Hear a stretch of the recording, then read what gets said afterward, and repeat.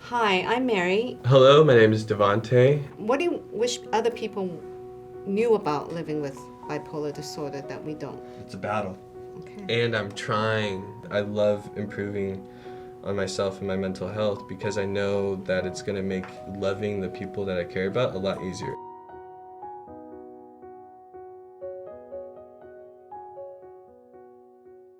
Hello, my name is Dr. Ken Duckworth. I'm the Chief Medical Officer for the National Alliance on Mental Illness. Thank you for joining. This conversation the expert is in recognizes that expertise comes in many forms. And we're focusing on the lived experience of a conversation between a family member and an individual who lives with bipolar disorder. Bipolar disorder impacts just under 3% of Americans, about equally distributed between men and women. And the signature event of bipolar disorder is a manic episode. A manic episode can be described as periods of very high energy or intensity, and it may be accompanied by risk-taking behavior or impulsivity. That is the classic bipolar disorder, bipolar 1. Bipolar 2 has so-called hypomania, which is a less intense form of mania.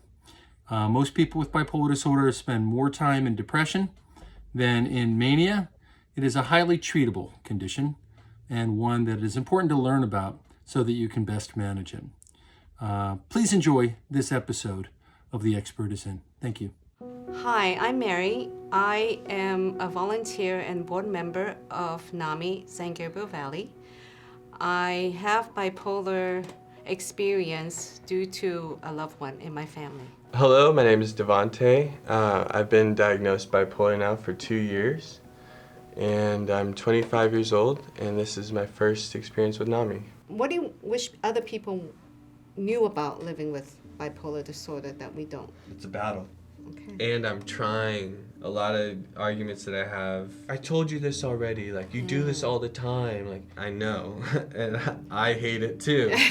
And having somebody who's educated or educating themselves about bipolar means like the world, because I push away all the time. I'm a come here, go away kind of person. I understand that yeah. from my loved one at Yeah, home. just understanding that, like, I have attachment issues like that go along with being bipolar. Like, I don't want to be around anyone, but I don't want to be rejected and left alone. How do you sell yourself into a relationship when that's like the case? Yeah, there'll be times where we can go on like a really nice trip, but then I won't want to see you for a couple days because I'm just like not in the mood, or that doesn't fly with people. Well, maybe if a person does have Has compassion, will be Yeah. able to understand. But of course, education first, compassion. They go hand in hand. They really do. I took a 12-week course on mental illness with NAMI to understand what this bipolar was about, because I live with my family member who has experienced bipolar. I would say is her 4th episode because it goes in years. She's different to you. I didn't know what I was dealing with.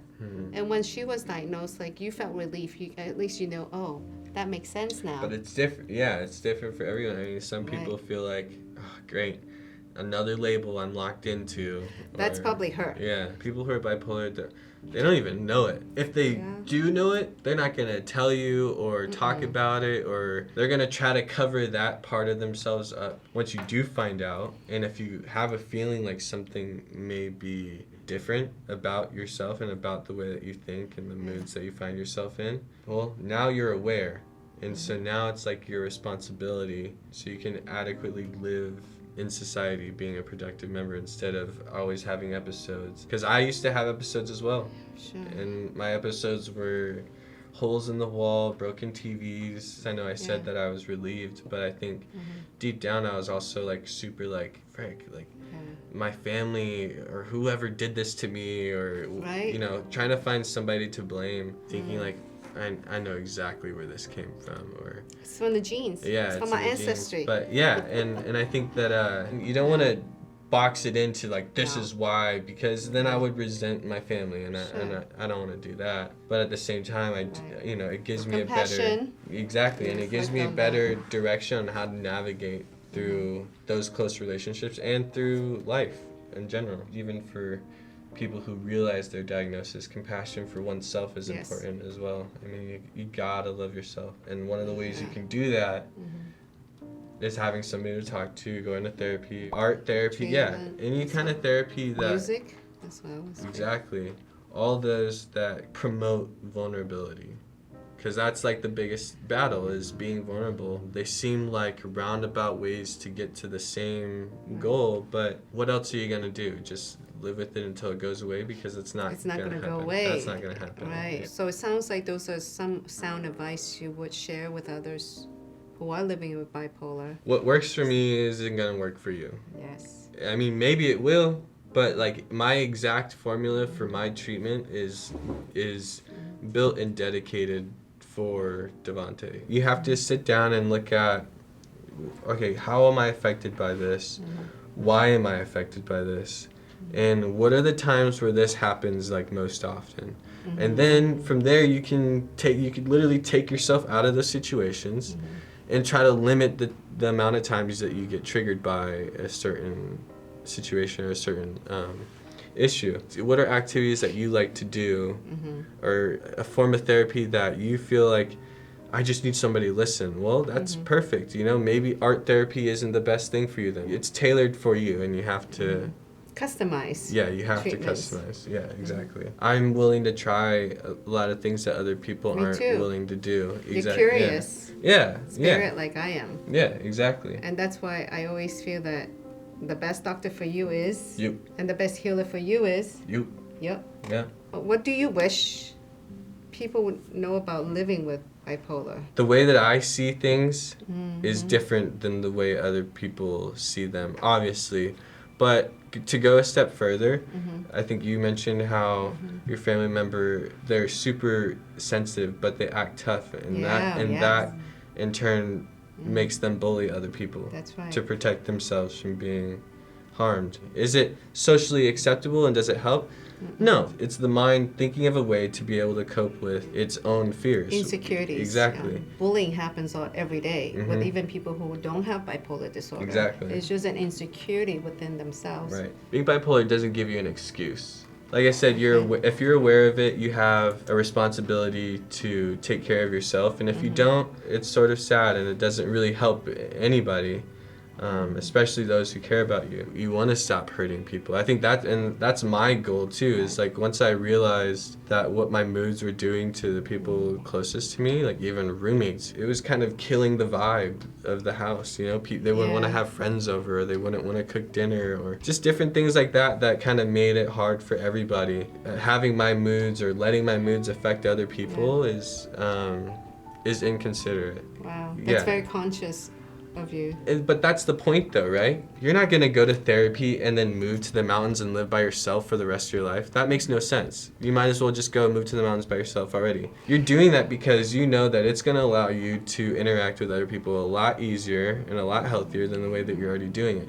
If you didn't want to be around people, you would go just be a hermit somewhere and just give up. So when you have that label, how do you feel about that in general? At first, I didn't tell a soul. I even hid my medication bottles from like anybody from seeing them. Like I went to the extension of like really quietly taking them out so nobody.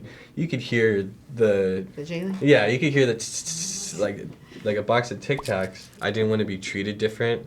And I also didn't want people to be like, "Is this okay?" Like we put on gloves around you. Yeah, and yeah. You are like the museum piece. I have to be straight up about it, because if I'm not, then I feel like I'm allowing that whoever I'm interacting with, they're just gonna fail. In a lot of situations, you do have to kind of prejudge so you know how to interact with a person. I mean, prejudice isn't always connected to negativity and degrading somebody. Sometimes I prejudge a restaurant before I eat there. Oh, because of Yelp reviews? Yeah, I do that all the time. Right. And have I gotten food poisoning in the last year? No, I have not. If I don't explain it to another person, or if I don't share that important piece about myself, then on two fronts, I'm allowing the situation to just go wherever with no boundaries, and I'm also digging a hole for myself, because I know now whatever I say, I can't respond or feel a certain type of way because I didn't tell them beforehand, like, hey, look, this is something that I struggle with. Now I've kind of just put myself on the spot, and that helps absolutely no one. I take everything super, super personal. Me too.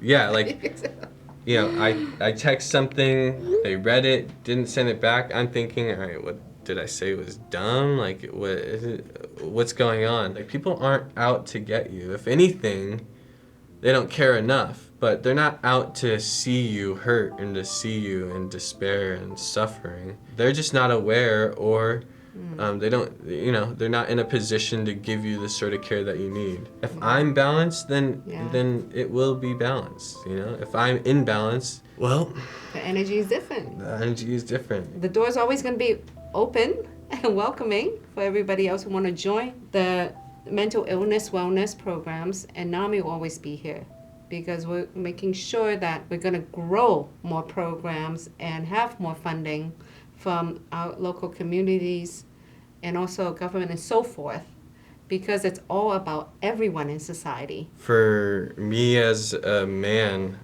do all of my other guy friends talk about their feelings just as comfortably as I do? Not a chance. It doesn't matter, man, woman, child, like, it should be what's normal. And the fact that it's not normal and the fact that it's kept secret, it does nobody any good if they can't see, like, the example that is, you know, supposed to be set. You can't just say, hey, express your feelings. What does that even look like? I don't know. You're not gonna get anywhere with that. People have to be able to step in and be like, hey, look, this is something that I go through. Maybe somebody else goes through it too, and we could try to figure out what to do about it. Or maybe we can, like, start a group, because if 2 people feel this way, then I guarantee you 19 other people feel this way too. I agree with you.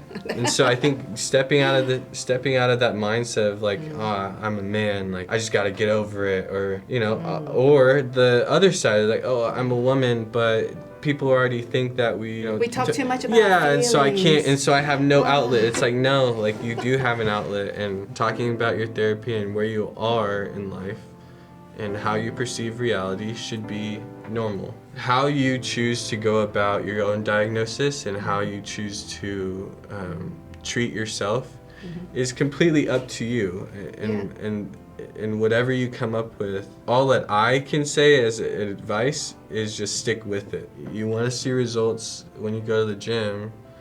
You don't go one time and say, oh yeah, I'm looking good. Like, you're going months in a row to get results, and that's the same thing with treatment. It takes It's not commitment. Instagram. It's not instant. No, it is not. It's a lifelong journey. Yeah. And I feel that's a important journey for everyone to do, because you have your own, I have my own, and that's the beauty of the life, I feel. It's your journey and learning your truth, your authenticity, knowing to get to know yourself. Yep. In terms of who am I? I was just gonna say that. Well, here you go. Great minds think alike. Compassion. Thank you for watching part 2 of The Expert is In. The idea that the expert is actually in the person who has the lived experience and people who love them, like the family member Mary illustrated in this conversation, is a radical way of thinking about it, that you actually have expertise because of what you've lived with. So for DaVonte, the idea that bipolar disorder is not an excuse, you still have to own your behavior, and attending to yourself and problem solving, creating community, are central ways to work on a recovery pathway while living with what is still a challenging condition. I want to thank you for watching part 2 of The Expert is In.